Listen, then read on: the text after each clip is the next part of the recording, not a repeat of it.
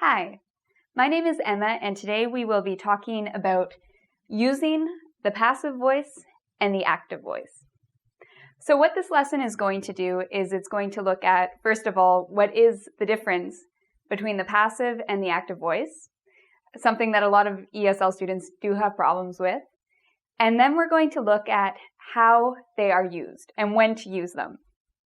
So this lesson is really going to focus on how businesses can use the active and passive voices, how governments use them, and which ones will your teachers prefer when you write essays or when you write different written assignments. Okay, so let's get started. So first of all, I have here a sentence, I ate cake. I ate cake is an example of the active voice. Most sentences you see are examples of the active voice.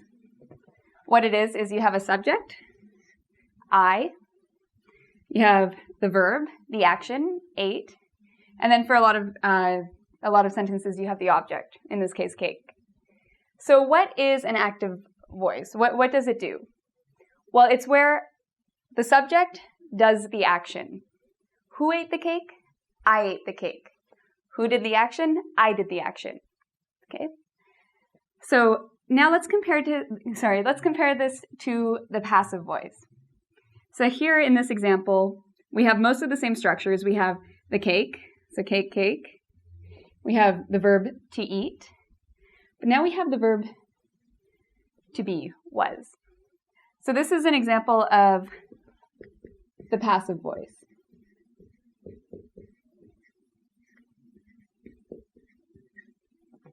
Okay, so the cake was eaten. Now how do we make the passive voice? Well, we take the passive subject. What does that mean? Well, in this case, the cake is not doing the action. In the first case, we say, I am doing the action. In the second sentence, we don't know who's doing the action.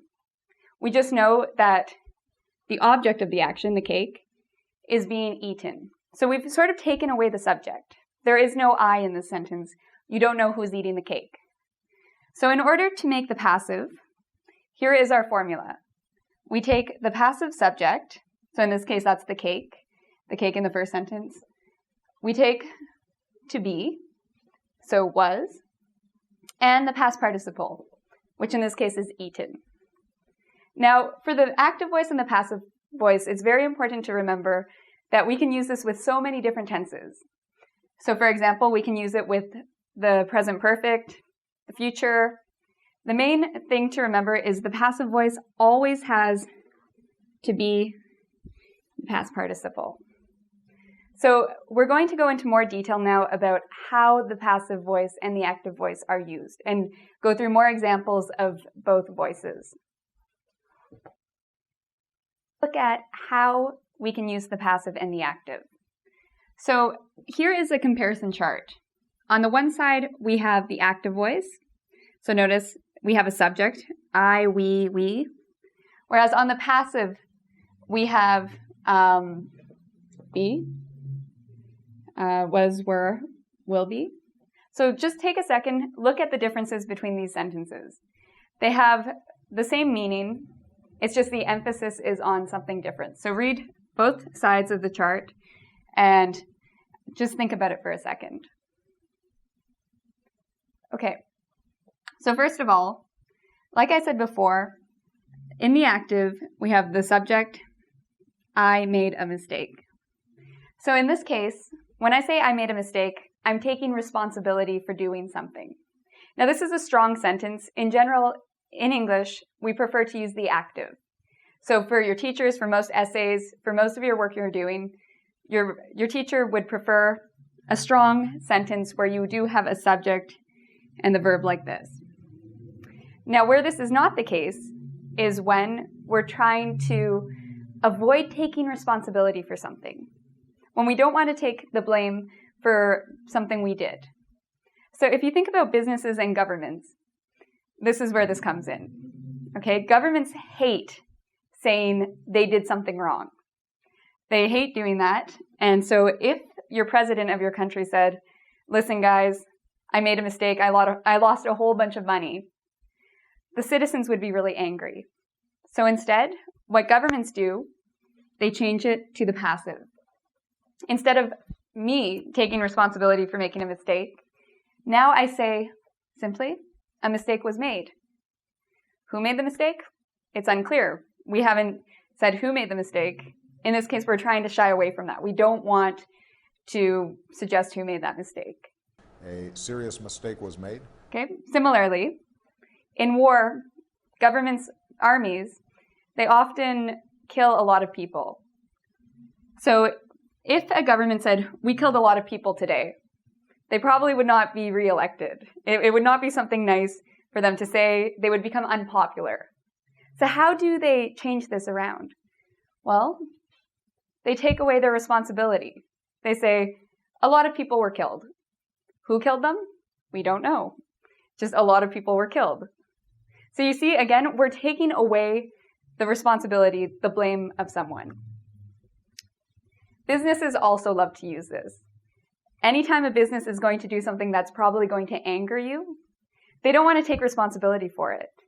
So for example, maybe you didn't pay your bills, and so as a result of that, you owe the hydro company a lot of money, and they want to tell you they're going to shut off your electricity.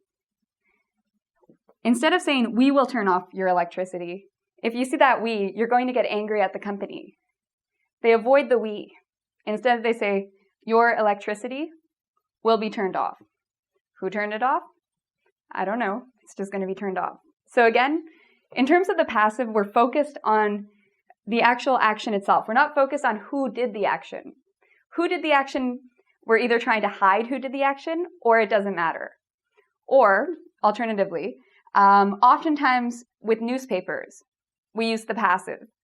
And the reason is sometimes when crimes are committed, you don't know who did the crime. So if you don't really know who did something, the passive is the way to go. So maybe in this case, there was a murderer who murdered a lot of people. They don't know who did it. A newspaper might use this as well. A lot of people were killed. Who killed the people? We don't know.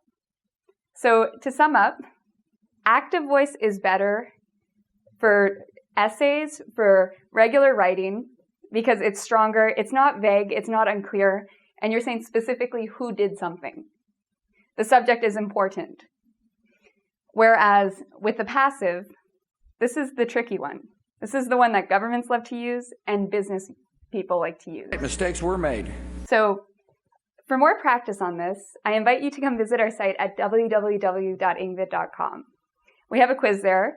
I invite you to do this quiz. So until next time, take care. Mistakes were made. And I'm frankly not happy about them.